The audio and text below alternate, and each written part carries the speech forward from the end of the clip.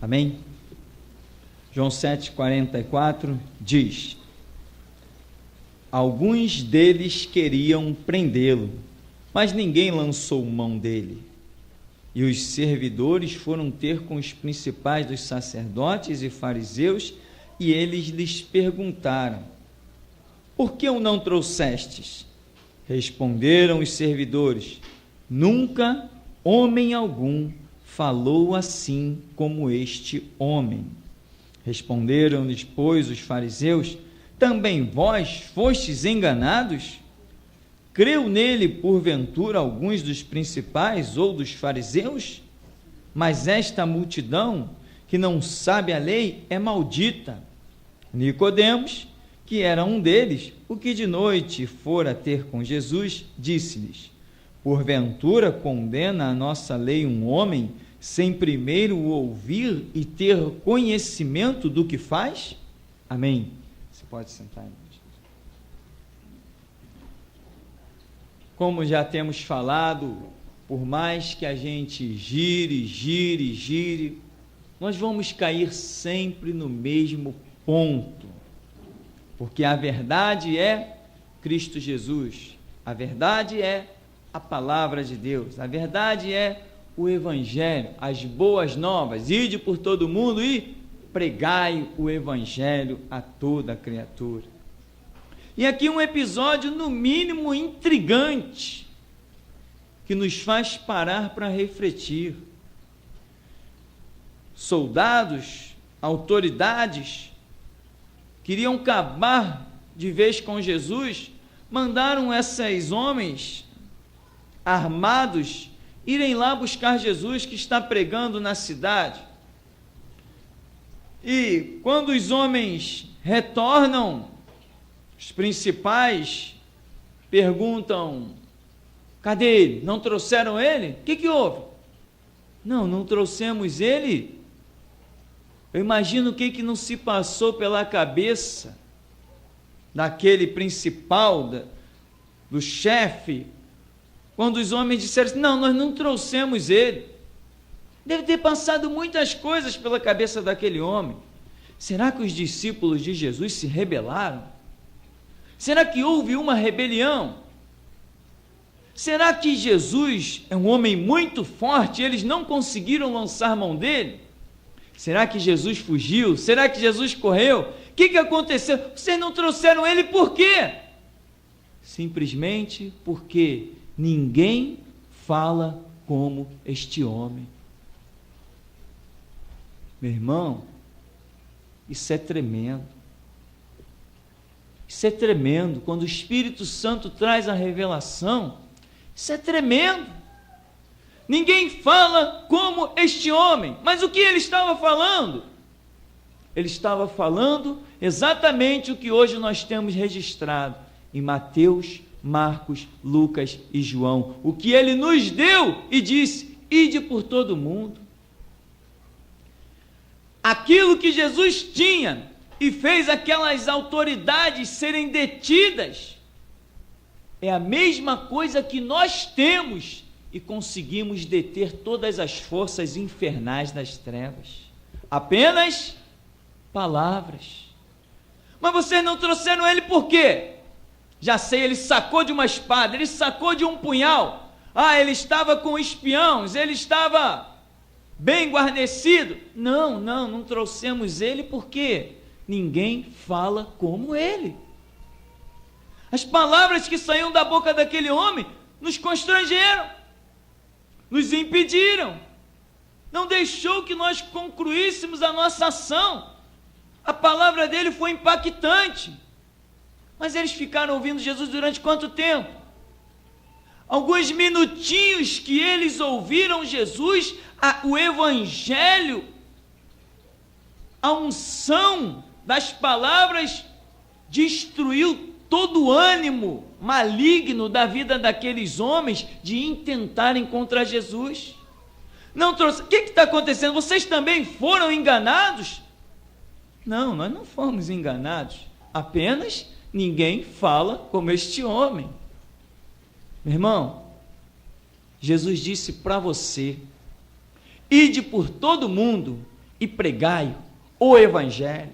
Quando você conceber, viver o Evangelho, quando a palavra descer a dimensão, a divisão da tua alma e do espírito, juntas e medulas, quando a palavra for parte da sua vida, como Jesus disse, vós estáis limpos pela palavra que tendes ouvido. Quando você e a palavra, como diz a Escritura, aquele que está com Deus é um espírito com ele. Quando você for um com a palavra de Deus, também a teu respeito pode ser dito isto: ninguém fala como você. E se ninguém fala como você, também não poderão lançar mão de você. Você será intocável, você será imbatível, sobre ti se cumprirá uma promessa de Deus que não mente, não se engane, e ele diz: 1000 cairão ao teu lado, 10.000 à tua direita, e tu não serás atingido. Mas por que eu não serei atingido? Porque tem as minhas palavras. Aí os homens aqui têm um debate danado, eles começam a ter dissensão entre eles mesmos, e de repente, Nicodemos, que era um deles, que tinha estado com Jesus, e tinha ouvido as palavras de Jesus, que estão registradas no capítulo 3 de João, ele diz assim: porventura condena a nossa lei um homem, sem primeiro o ouvir e saber o que ele faz? Nicodemos, que aqui já está convertido, já tinha batido um papo na madrugada com Jesus, já tinha sido convertido, e a Escritura vai mostrar com clareza mais adiante, ele diz assim: não, peraí, a nossa lei não condena um homem sem primeiro o ouvir. Esse é o princípio da nossa lei. Ou seja, o que Nicodemos está querendo dizer? Ouçam ele, esperando justamente que os mesmos efeitos da palavra de Jesus que alcançou o coração dele, alcançasse também aqueles homens. Era esse o objetivo de Nicodemos, era essa a intenção de Nicodemos, que aqueles homens, os principais da sinagoga, os sacerdotes, os fariseus, os saduceus, os escribas, ouvissem Jesus, porque ele sabia o impacto das palavras de Jesus.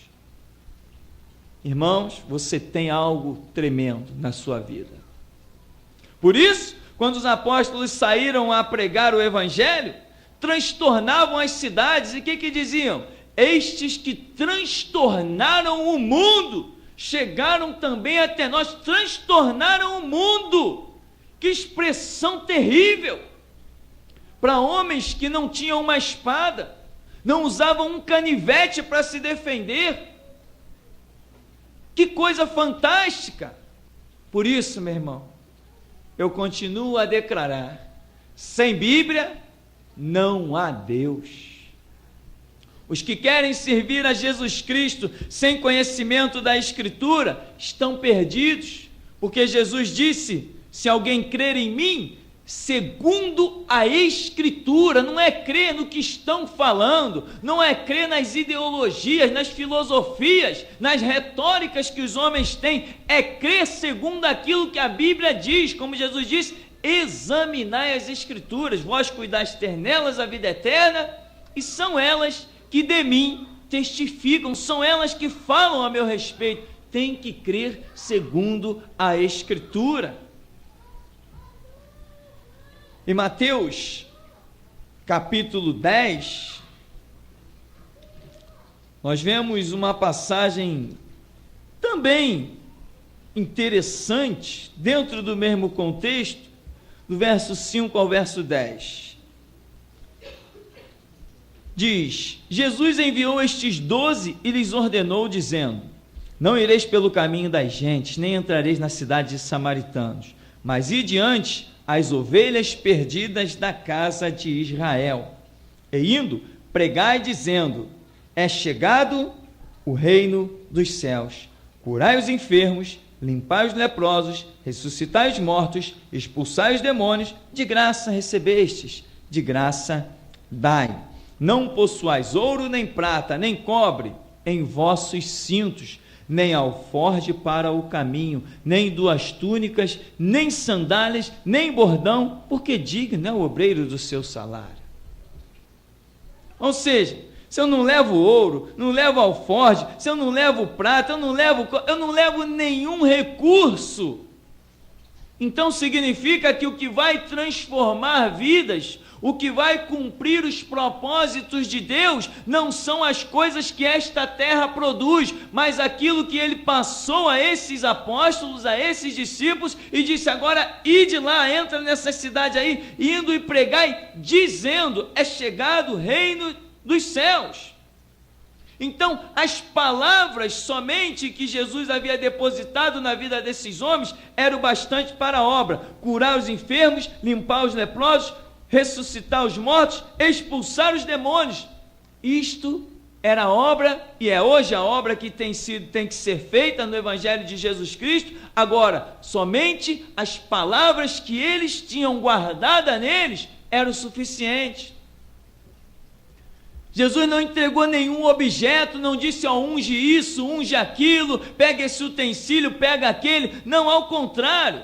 Nem alforje para o caminho, nem 2 túnicas, nem sandália, nem bordão, porque digno é o obreiro do seu salário. Vocês vão ser sustentados pela palavra que está em vocês, e o mundo vai ser alcançado pela palavra que está em vocês. Embora Deus seja dono do ouro e da prata, Ele não usa o ouro e a prata para transformar vidas. Pedro e João, a hora da oração, a 9ª, lá na porta chamada Formosa do templo, tinha um homem, um aleijado, pedindo esmola.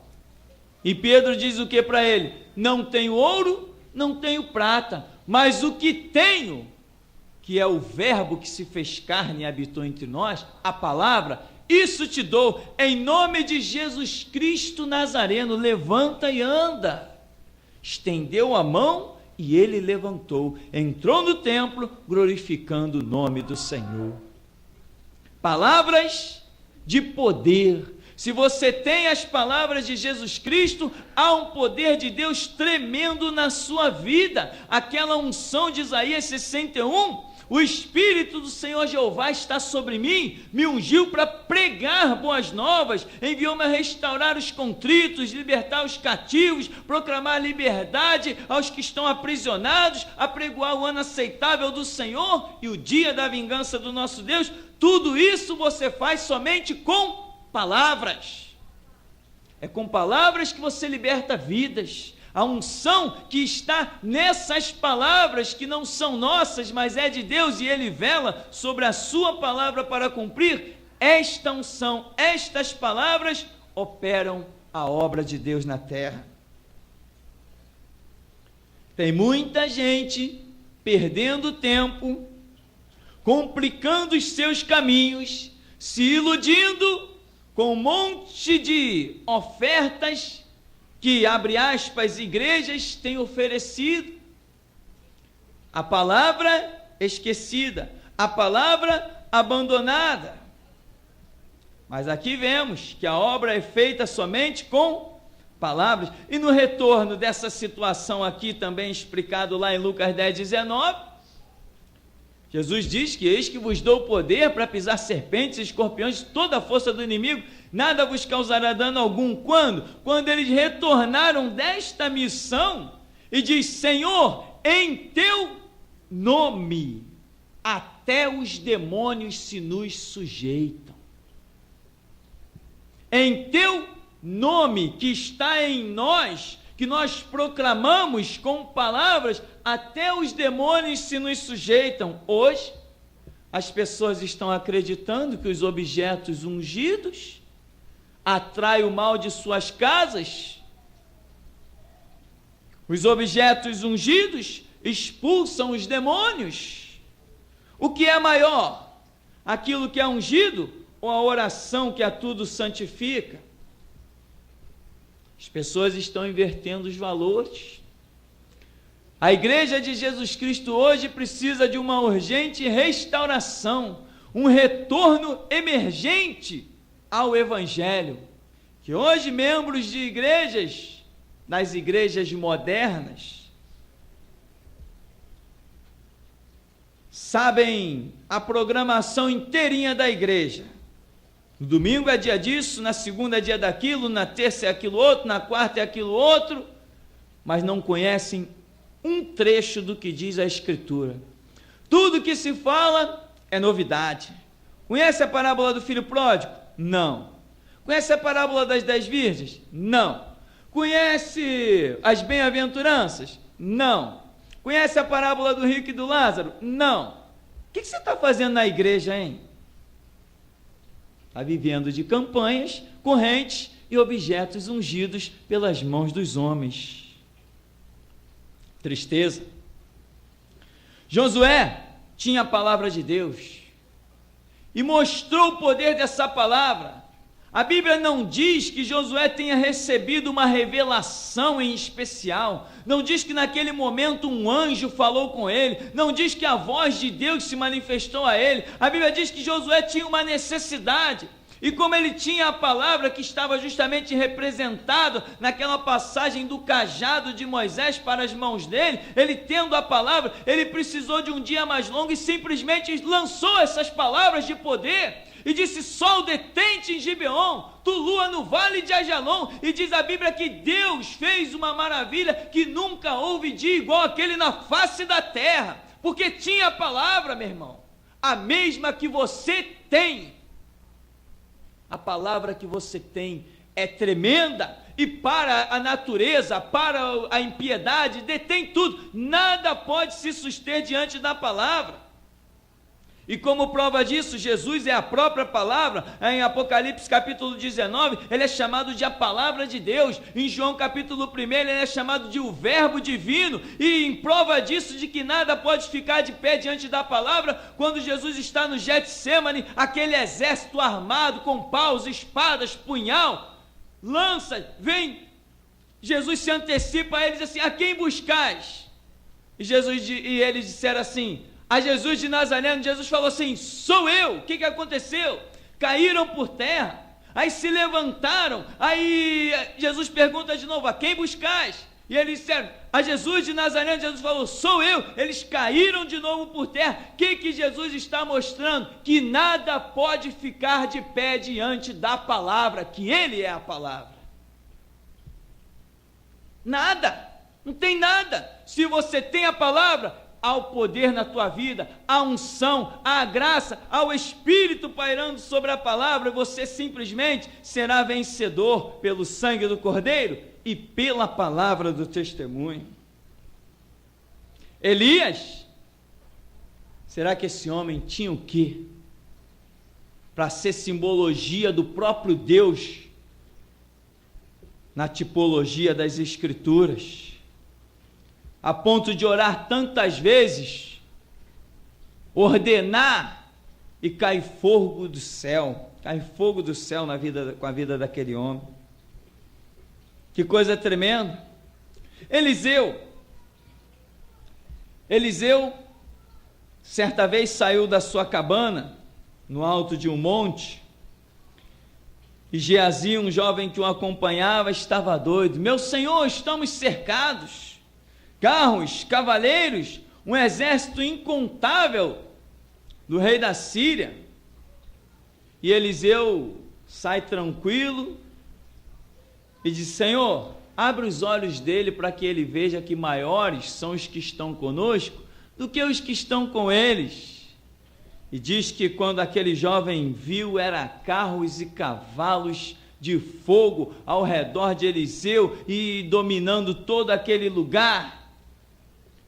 Mas como nós já temos falado, Deus não contou com aquele exército, ele estava lá, aquele exército de fogo, carruagens, anjos, enfim, mas Deus não contou com eles, contou com a sua própria palavra que estava na vida de Eliseu, pois Eliseu abre a boca e diz o quê?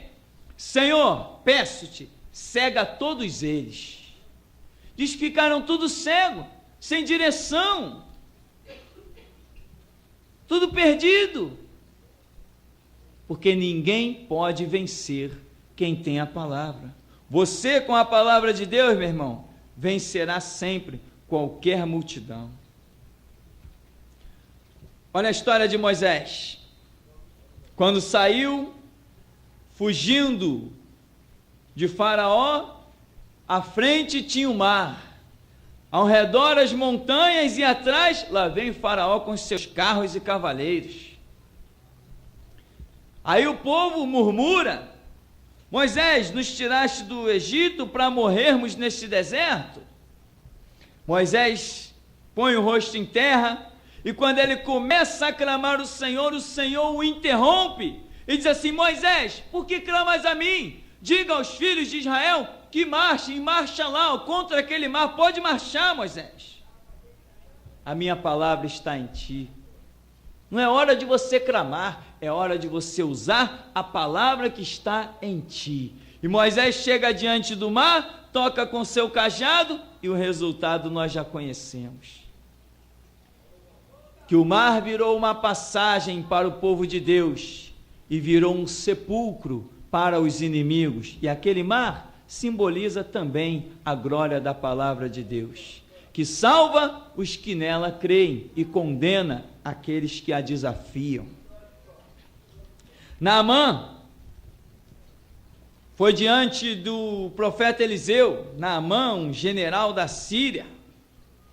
Quando Naamã recebeu aquela palavra daquela jovem que era empregada em sua casa: se meu senhor estivesse lá em Samaria, lá tem um profeta, ele o restauraria da sua lepra. Aí Naamã conseguiu chegar lá diante de Eliseu.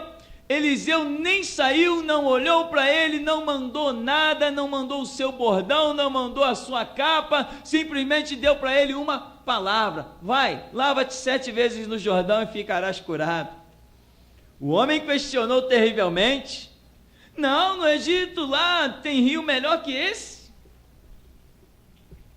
Eu pensei que ele fosse sair da sua cabana, chegar diante de mim, impor as mãos.